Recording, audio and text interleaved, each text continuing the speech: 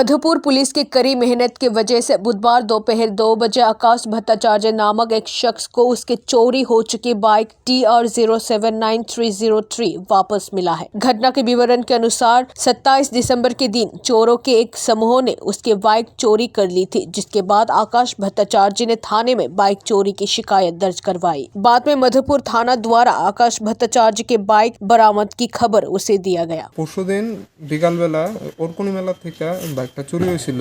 তো আমরা গিয়ে জিডি এন্ট্রি করার পর ওইখান থেকে আজকে সকালবেলা আমাদের জানানো হয়েছে যে মধুপুর থানাতে বাইকটাকে ধরা হয়েছে। কোনখান থেকে চুরি হয়েছিল? এটা শেখের কোট ওরকুনি মেলা থেকে।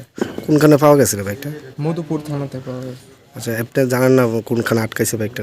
না, এটা তো এখনো আমাদের কিছু কইছে না ডিটেলে।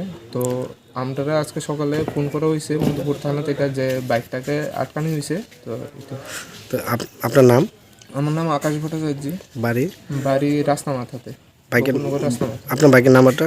TR 079303।